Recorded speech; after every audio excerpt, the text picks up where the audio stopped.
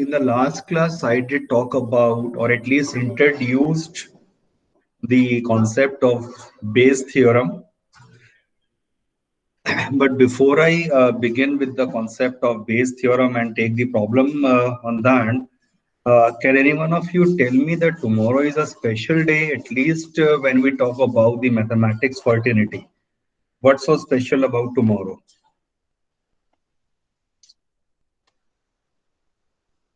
in respect to mathematics? Anyone?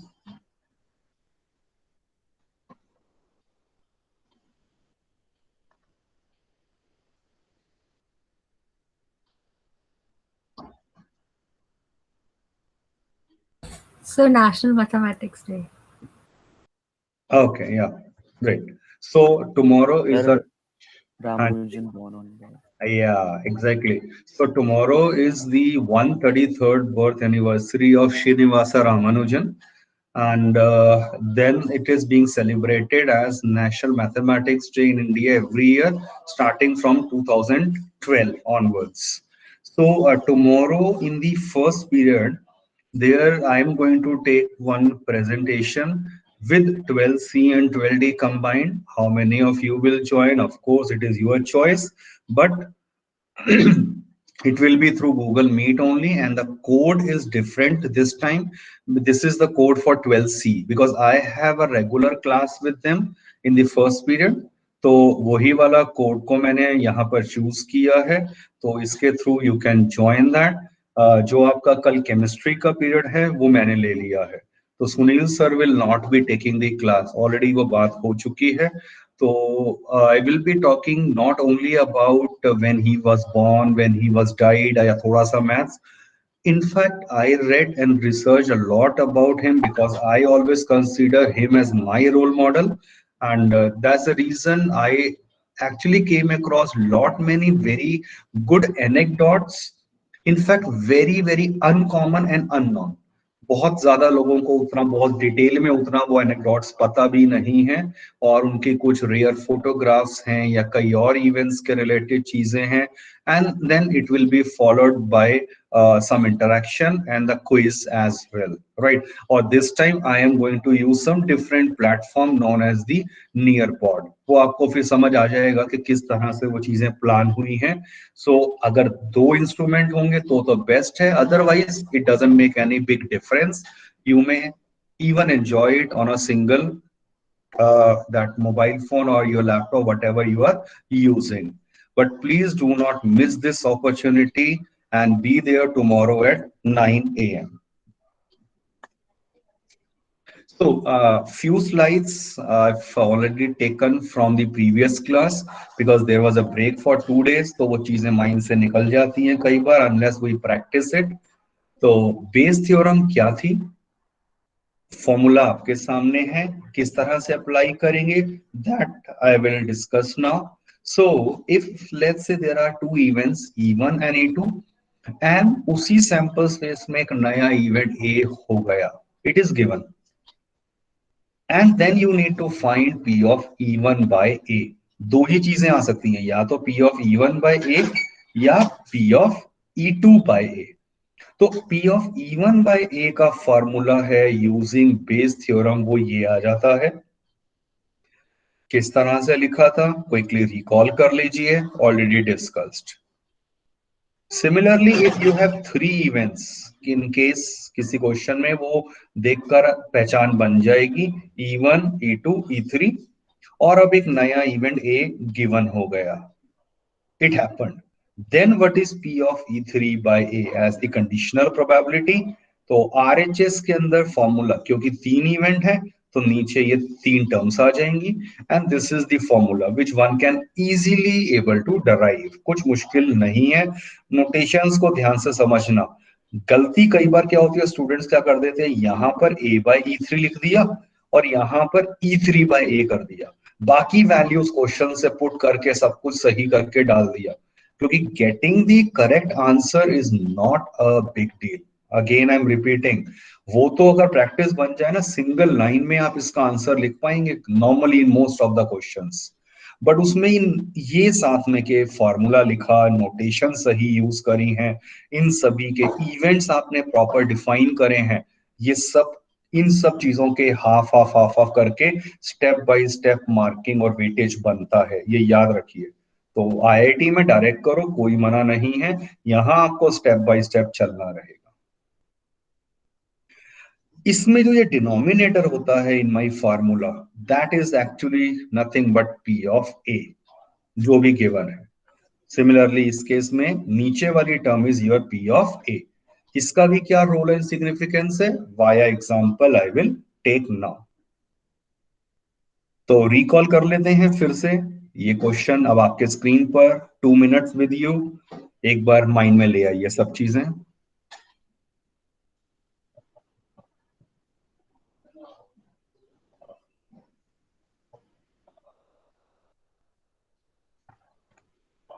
ये मैंने सिर्फ एक बेसिक लेवल वाली प्रॉब्लम से स्टार्ट किया है। इसमें ये बेसिक माने फर्स्ट लेवल हुआ, फिर इंटरमीडिएट और फिर एडवांस, तो 3 तरह के लेवल में बोर्ड में क्वेश्चंस आते रहे हैं, दैट आई विल कवर।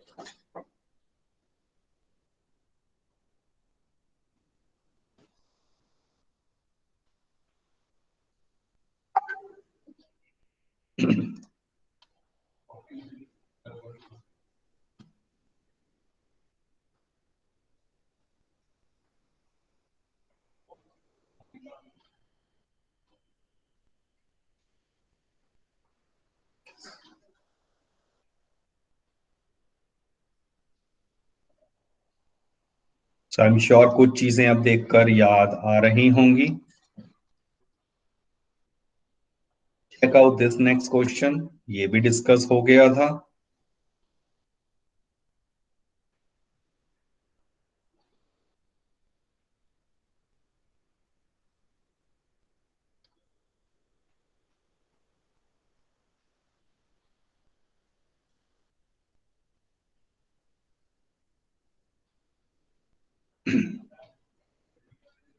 ध्यान से देखिए।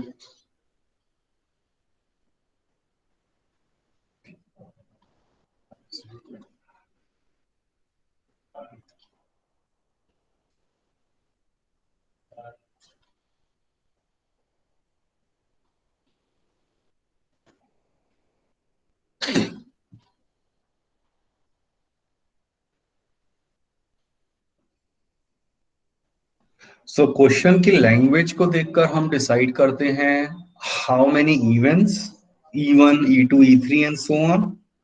और एक इवेंट आपको ऑलरेडी गिवन होगा कि वो हो चुका है, वो इवेंट ए लिखते हैं नोटेशन वाइज।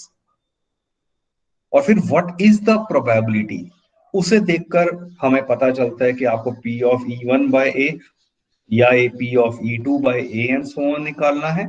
और even how many events to be defined, उनका नाम क्या रखा जाए, वो हमेशा लास्ट स्टेटमेंट से निकलता है, व्हाट इज द प्रोबेबिलिटी। तो अकॉर्डिंगली विद प्रैक्टिस ये क्लियर होता है। एग्जाम्पल 19 जो मैंने लिखा है, इसी की एक्सटेंशन जो बोर्ड में आई थी, मैं सीधा उसे ले रहा हूं। आप चेक करेंगे वो सेम क्वेश्चन है, 25 35 40%, यहां पर भी वही सेम सब कुछ है, बट 2 अलग अलग पार्ट्स लिए गए। Please go through the question, समझिए इसे। In a bold factory, machines A, B, C manufacture respectively 25%, 35%, and 40% of the total boards. Of their outputs, 5, 4, and 2% are defective. A bolt is drawn at random from the product. First part, what is the probability that the bolt drawn is defective? Second part, if the bolt is found to be defective, अब की बार यहां इस part में ये चीज given है, find the probability that it is a product of machine B. तो understand आपको इस क्वेश्चन में एक तो how many events we are going to define clearly, E1 E2 E3, और वो लैंग्वेज से उठा लो, probability it is a product of B, तो मतलब हम क्या लिख लेंगे, bolt is manufactured by machine A. थोड़ा प्रॉपर स्टेटमेंट लिख देंगे ना तो वो हमेशा बेटर रहता है। फिर bolt is of course manufactured by B, then manufactured by C, और ए इवेंट हम क्या लेने वाले हैं, it is found to be defective, तो A event defective bolt is found. Now to find के अंदर फर्स्ट पार्ट में और सेकंड पार्ट में क्या करना है। फर्स्ट पार्ट में आपसे क्या पूछा है, what is the probability that the bolt drawn is defective, you just need to find P of A.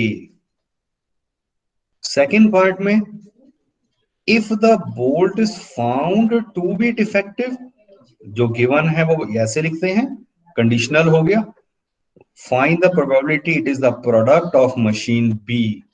Machine B का मतलब इवेंट आ गया E2।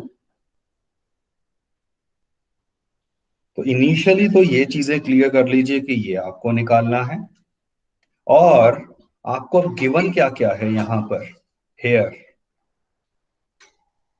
P of E1, P of E2,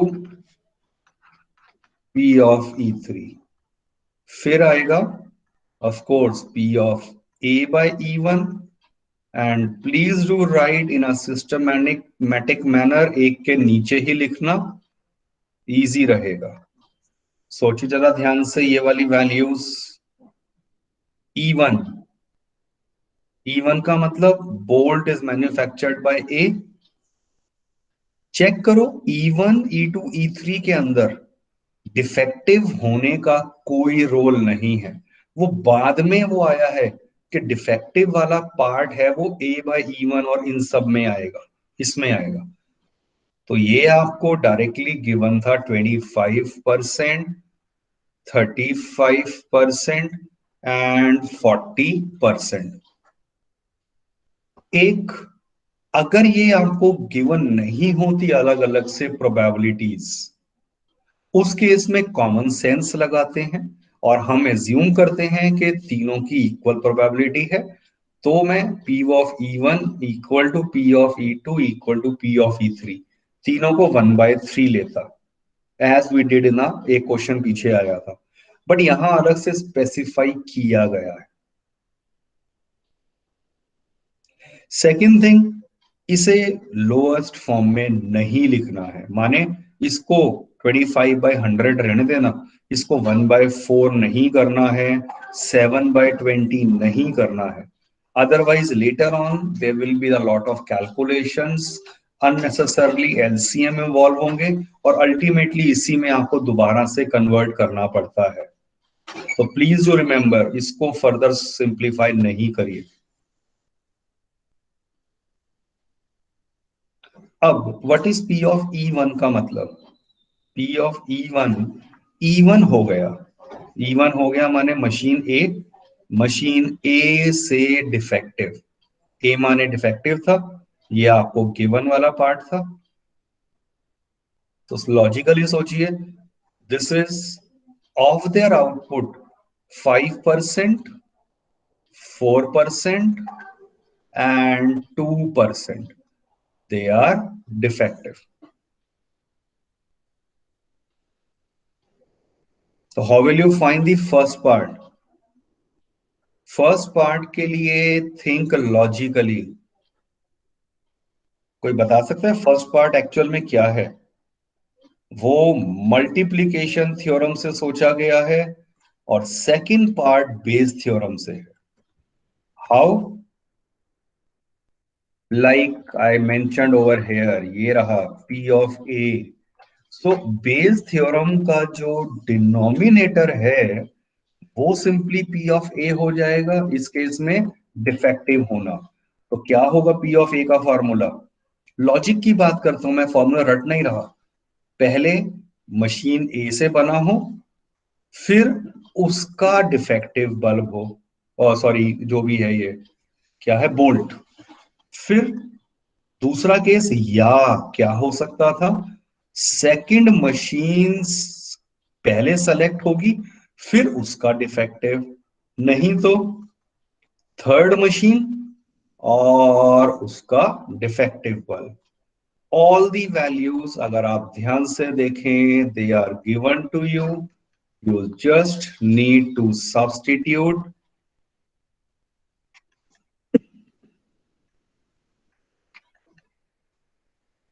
and simplify.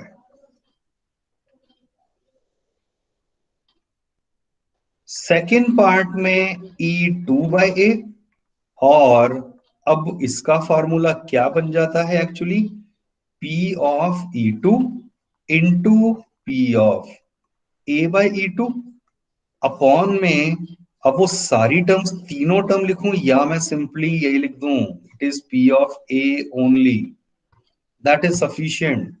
तो आप चेक करिए, ये वाली value आप लिख चुके होंगे, 35/100 इंटू 4/100 डिवाइडेड बाय, ये वैल्यू आपने यहां कैलकुलेट कर लिया, substitute over here. So please understand the difference in both the parts, first and second.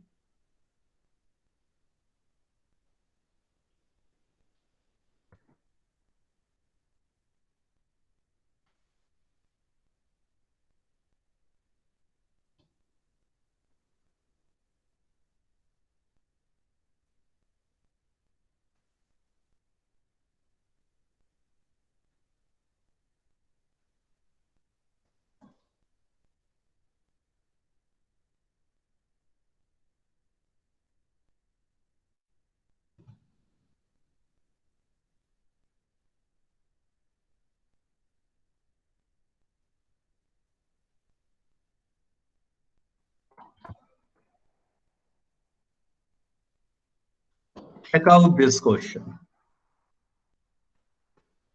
अब इतना कंसेप्ट मैं मानता हूं हो चुका है कि आप इजीली आइडेंटिफाई कर पाए हाउ मेनी इवेंट्स, क्या क्या नाम देंगे, क्या गिवन है, और कौन सी कंडीशनल प्रोबेबिलिटी वाली निकालना है। So I am waiting for next 2 minutes. Please think about this.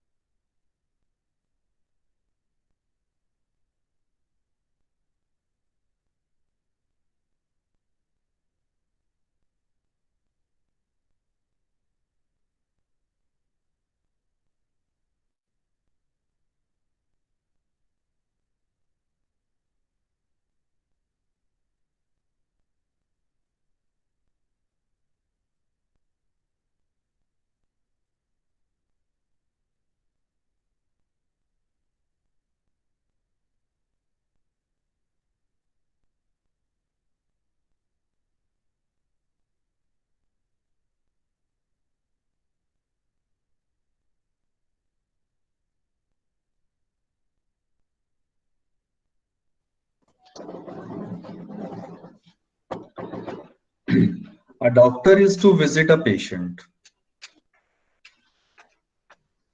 From the past experience, it is known that the probabilities that he will come by train, bus, scooter, or by any other mean of transport, चारों की probability आपको given है.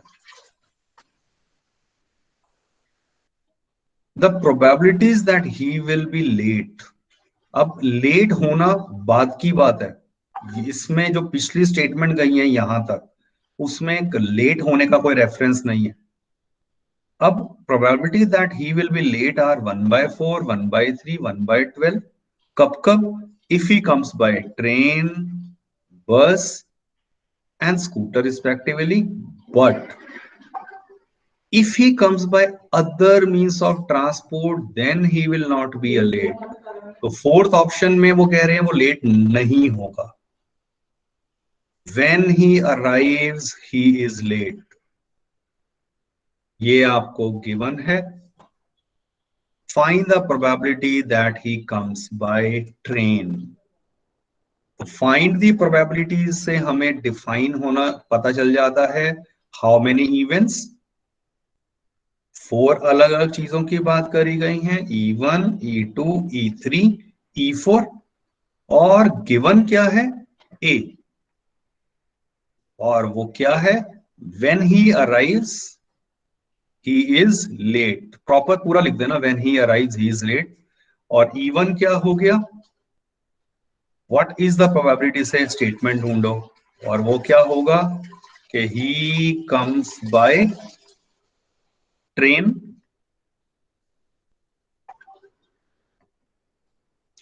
फिर कहा बस, scooter और फिर other means of transport. तो आपको इस क्वेश्चन में क्या निकालने को कहा गया है?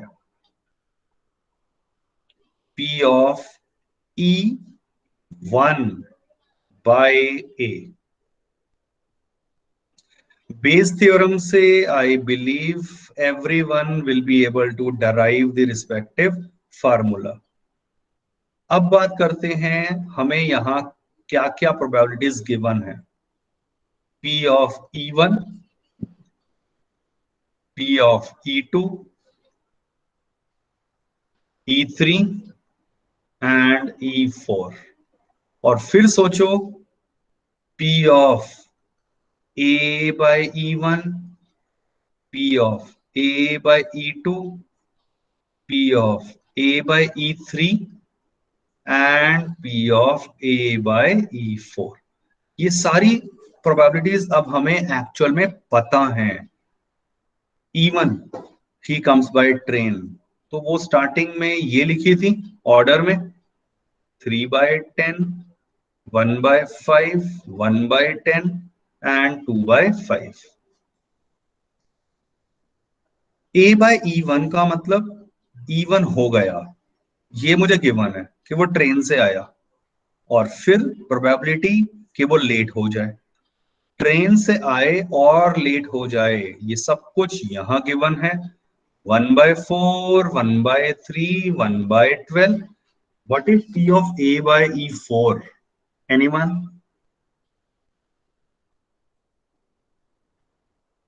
Zero. Yes.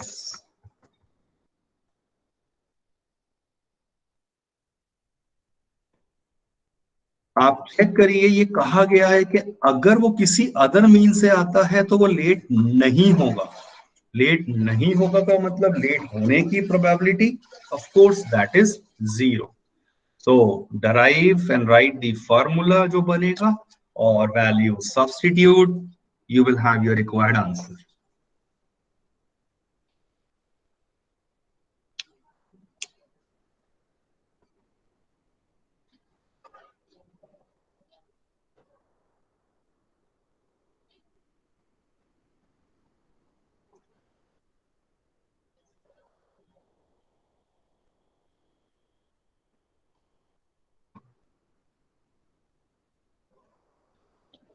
Check out this question.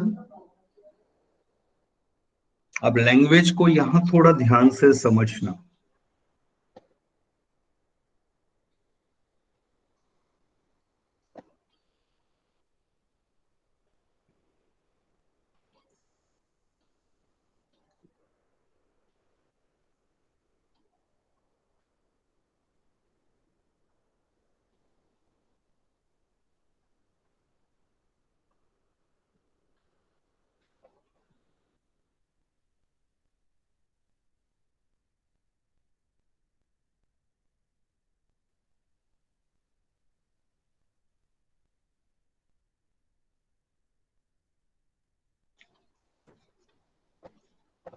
A man is known to speak truth 3 out of 4 times.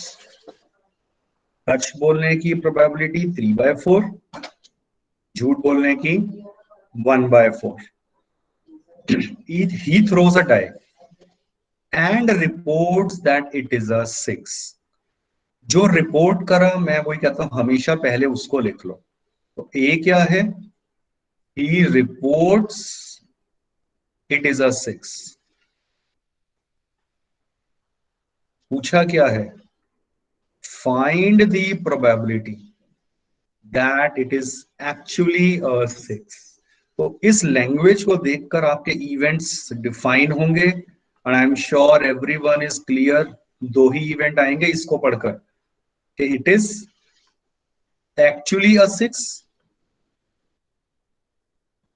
और दूसरा केस क्या होगा? It is not a 6. Also note that यहां E1 और E2 में मैंने कहीं नहीं लिखा सच बोलने की बात या झूठ बोलने की बात. कई बार इवेंट एज अ स्टूडेंट मुझे मालूम है ये language is little bit deceptive. क्या लगता है कि E1 क्या लेंगे? He speaks truth. E2 क्या लेंगे? He speaks false. But read the language, the final last statement. Find the probability that it is actually a 6. यहां सच और झूठ का तो उन्होंने बात ही नहीं करी है. अकॉर्डिंगली इवेंट ये होंगे. अब आपको निकालना क्या है? इट इज एक्चुअली अ 6 का मतलब P of E1/A. फॉर्मूला में जो जो टर्म इन्वॉल्व हो रही हैं बेस थ्योरम वाली, एक बार मैं सिर्फ उनके बात करता हूं. P of E1, P of E2, P of A by E1, P of A by E2. What is P of E1? E1, it हाँ is logically सोचो, गलत है. E1 का मतलब it is actually a So 6. 1/6. 1/6. भाई 6 आना आपके पास एक डाई है. लॉजिकली सोचो तो 9th क्लास का सिंपल चीज है ना, डाई को फेंका, 6 आने की प्रोबेबिलिटी 1/6, नॉन 6 की 5/6. What is A by E1 means? E1 हो गया, ये गिवन है, इसका मतलब 6 आया था और A माने ही रिपोर्ट्स इट इज अ 6. इन दोनों स्टेटमेंट का एक बार मतलब बताओगे लॉजिकली क्या हो रहा है? कि 6 आ गया और उसने भी कहा कि 6 आया है. तो 3/4.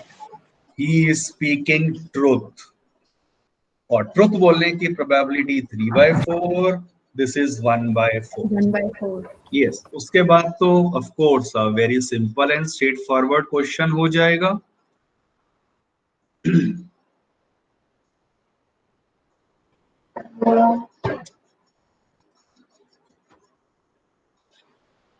सो प्लीज इसे अपना होमवर्क में हो ही गया है ऑलमोस्ट कंप्लीट. सिर्फ वैल्यूज और फार्मूला ही लिखना है. बट डायरेक्ट मत करना. मैं रिपीट कर रहा हूं बार बार, प्रॉपर इवेंट्स के नाम रखना, डिफाइन करना, हर एक चीज के स्टेप बाय स्टेप मार्किंग रहने वाली है. यहां से मैंने स्टार्ट करा है आपकी एनसीईआरटी टेक्स्ट बुक से कुछ क्वेश्चंस.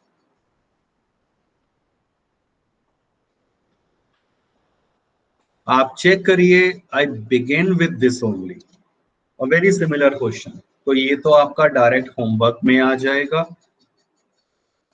जिसका मैंने कहा था कि मैं लेवल 2 और लेवल 3 की भी बात करूंगा. So this is a basic level that is direct.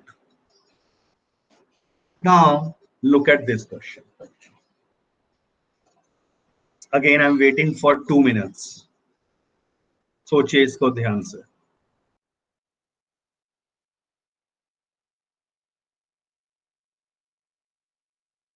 अरे कुछ ने आंसर अपने चैट बॉक्स में लिखे थे, मैंने कुछ प्रोबेबली मिस कर दिया बीच में. रीड आउट करना. ओके.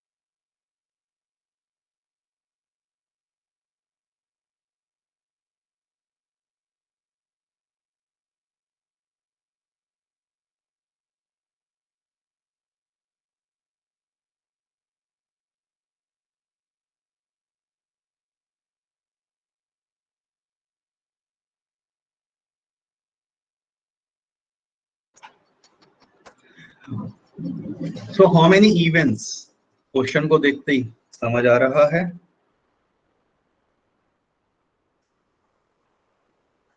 आप चेक करिए, अर्न ए का स्टेटस क्या है, 1 वाइट 2 ब्लैक 3 रेड। फिर आए अर्न बी में, अर्न बी में कितनी बॉल्स हैं, 2 वाइट 1 ब्लैक 1 रेड। पेपर में भी बिल्कुल ऐसे ही करना, इजी रहेंगी चीजें कि इंफॉर्मेशन को आपने ऐसे विजुलाइज कर लिया, 4 वाइट 5 ब्लैक एंड 3 रेड। यहां तक तो ये हो गया। अब कह रही है 1 urn is chosen at random and 2 balls are drawn. Difference समझ आ गया होगा, why I am saying this is intermediate level. पिछले तक क्वेश्चन में मैंने सिर्फ एक बॉल को ड्रॉ करा था, अब 2 बॉल्स ड्रॉ करी गई है। These happen to be 1 white and 1 red.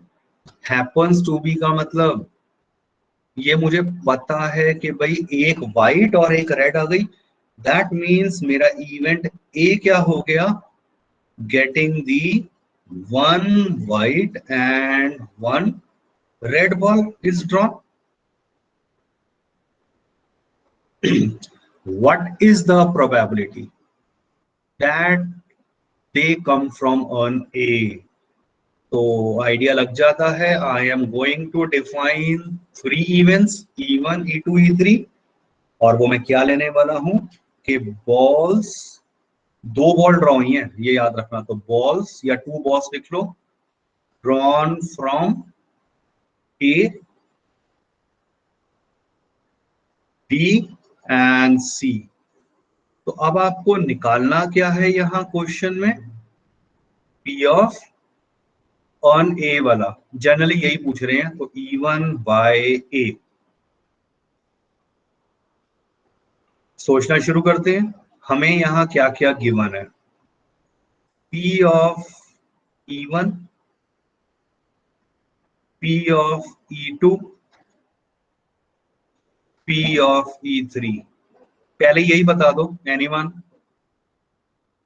So 1/3.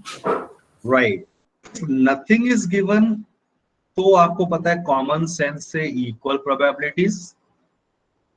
Further अब सबसे इंपॉर्टेंट चीज आ जाती है, मैं सिर्फ पहले P of A by E1 पे फोकस करूंगा, क्योंकि फॉर्मूला जो मेरा डराइव होगा ना बेस थ्योरम का, आपको पता है उसमें ये आने वाला है। Now P of A by E1 का मतलब क्या होता है, E1 हो गया, ये गिवन है, बॉल कहां से ड्रॉ करी गई है, अर्न ए से, तो please focus only on earn ए। अब मेरा फोकस यहां आ गया, इसमें मैं क्या चाहता हूं, किसकी प्रोबेबिलिटी, ए की, एक व्हाइट आए एक रेड आए। दूसरी इंपॉर्टेंट चीज, अगर जब भी, अच्छा ये केस विद रिप्लेसमेंट है या विदाउट रिप्लेसमेंट है, अच्छा आकांक्षा ने शायद आंसर भी दिया है, will check it out. Is it the case with replacement और विदाउट रिप्लेसमेंट?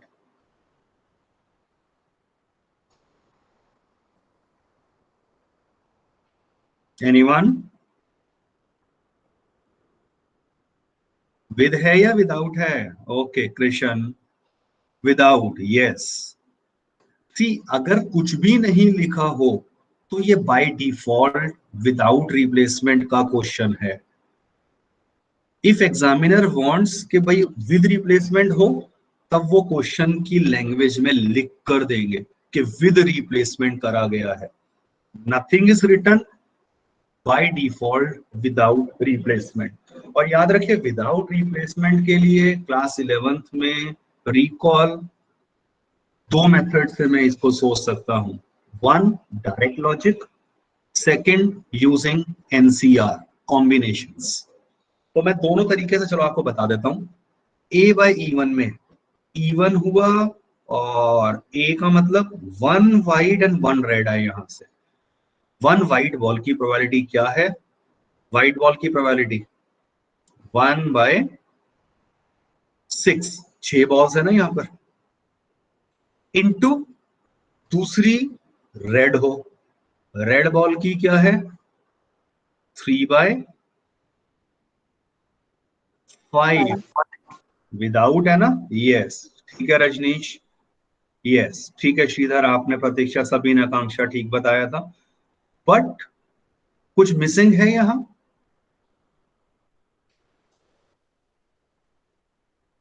सोचिए ध्यान से। into 2, can anyone explain me why? मैंने बता दिया कि चलो into 2 भी होना था। आप सोचिए ध्यान से, इसका मतलब क्या है? 1 व्हाइट एंड 1 रेड का मतलब से पहली व्हाइट आ जाए फिर रेड आए, नहीं तो पहली रेड आ जाए दूसरी व्हाइट आ जाए। ये कहीं पर भी नहीं कहा था पोजीशन कि first one should be white and second one should be red. Language का गेम है ये सारा, प्लीज इसको समझ लीजिए। तो अंडरस्टैंड, इसलिए ये दो केसेस आ रहे हैं। सेम क्वेश्चन, सेम प्रोबेबिलिटी को अगर मैं सोचता हूं विद कॉम्बिनेशन, सोचिए ध्यान से, आपके पास एक व्हाइट बॉल है और एक व्हाइट बॉल चाहिए, 1C1 हो गया। फिर मैं चाहता हूं रेड बॉल, रेड बॉल कितनी है? 3C1, ये फेवरेबल हो गया। और टोटल कितनी बॉल थी? 6 में से 6 कोई भी 2 बॉल्स चाहिए थी। अब यहाँ पर into 2 जो है वो ऑटोमेटिकली कैलकुलेट होकर आ चुका होता है। कॉम्बिनेशन का यही बेनिफिट होता है, इसलिए मुझे इसमें कुछ सॉल्व नहीं करना। हाँ, यहां अगर मैं सोचता हूं मुझे into 2 करना रहेगा। चलिए 1 मिनट में लास्ट ये देख लीजिए, P of A by E2 accordingly आप इजिली निकाल लेंगे। सेकंड वाले पे देख लो, वाइट 2/4 इंटू रेड है 1, एक बॉल कम हुई थी, इंटू 2। और P of A by E3, focus on third, और इसमें पहले व्हाइट का करा तो 4/12 बॉल्स है, और रेड वाली 3 बॉल्स है। ये देखिए रेड 3 है, 3/11 into 2। Use the Bayes theorem का formula, you have your required answer. ये मैं आपके लिए होमवर्क क्विकली दिखा देता हूं। The 2 questions for your homework. You need to understand the similarity or the difference जो मैंने अभी तक बताए हैं question. So only 2 questions along with of course जितना भी डिस्कस किया था हमने अभी तक, that will be a part of your homework. So finally again reminding you, tomorrow morning at 9 a.m.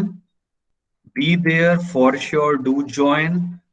It always motivate the teachers also. आपको भी अच्छा लगता है ना, कोई अगर काम को देखता है, कुछ बताता है। आई डू नॉट वांट, मुझे वो रश नहीं चाहिए, बट जेन्युइनली अगर आप जानना चाहते हैं तो प्लीज बी देयर। चलिए, anyway, in case if no doubt you can leave the meeting. Thank you. Thank you, sir. Thank you. Okay, thank you. Thank you, sir. Yeah thank you. अच्छा, प्रतीक्षा ने answer भी लिख दिया था, वो चलो आप वेरीफाई कर लेना। Okay, thank you. Yeah thank you. चलिए, take care. Orion and Pratiksha, please leave the sir meeting. आपने नहीं, हाँ? सर आपने कुछ बोला था इसलिए मैंने दोबारा रिजॉइन किया, मेरे को लगा शायद। अच्छा, नहीं, ठीक है, नहीं, you can leave. Okay Yeah, okay, thank you sir. yeah. Orion,